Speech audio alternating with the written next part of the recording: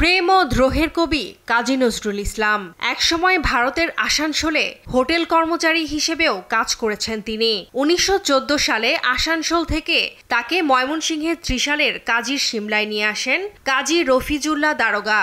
সেখানে দড়িরামপুর স্কুলে সপ্তম শ্রেণীতে ভর্তি করান নজরুলকে। অষ্টম শ্রেণী পর্যন্ত সেখানে পড়াশোনা করেন তিনি। কবির স্মৃতি রক্ষার্থে ২০০৮ সালে কাজীর সিমলা দারোগা বাড়িতে নির্মাণ করা হয় নজরুল স্মৃতিকেন্দ্র। কবির নামে ত্রিশালে প্রতিষ্ঠা করা হয় বিশ্ববিদ্যালয় সহ অসংখ্য স্থাপনা।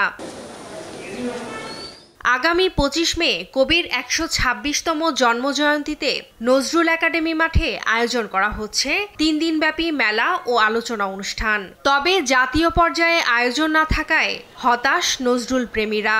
৪ থেকে ৫ বছর ধরে আমি এখানে আসি। মেলা আসলে পরে বেচা কিনা মোটামুটি ভালোই হয়। আমরা সার্বিক প্রস্তুতি গ্রহণ করতেছি। দোকানপাট আসতেছে, বিভিন্ন আইটেমের দোকান বসে। জন্মজয়ন্তী ঘিরে দেশের বিভিন্ন প্রান্ত থেকে এরই মধ্যে ছুটে এসেছেন ব্যবসায়ীরা। আর ইজারাদাররা বলছেন ভোগান্তি ছাড়াই মানুষ যাতে অনুষ্ঠান উপভোগ করতে পারে সে লক্ষ্যে প্রস্তুতি নেওয়া হয়েছে।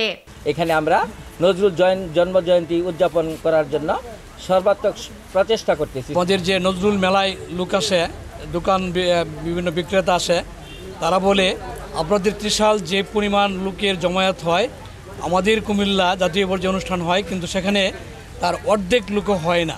জাতীয় পর্যায়ে না হলেও কবির স্মৃতি বিজড়িত ত্রিশালে জাঁকজমকপূর্ণ জয়ন্তী হবে বলে জানান ত্রিশাল উপজেলা নির্বাহী কর্মকর্তা। জাতীয় পর্যায়ে না হলেও জাতীয় পর্যায়ের সাথে মিল রেখে এবং প্রায় সমান আনুষ্ঠানিকতার মাধ্যমে আমাদের এই অনুষ্ঠানটি অনুষ্ঠিত হবে।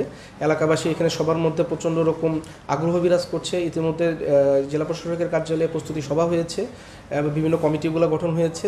আমাদের প্রস্তুতি চলছে। ২৫ তারিখে নির্ধারিত সময়ে আমরা খুব সুন্দরভাবে অনুষ্ঠানটি শুরু করতে পারবো। ১৯৯০ সাল থেকে জাতীয় কবির জন্মদিন জাতীয়ভাবে পালনের সিদ্ধান্ত হয়। এ পর্যন্ত ৩ বার জাতীয় পর্যায়ে অনুষ্ঠান হয়েছে ত্রিশালে। নিউজ ডেস্ক, দেশ টিভি।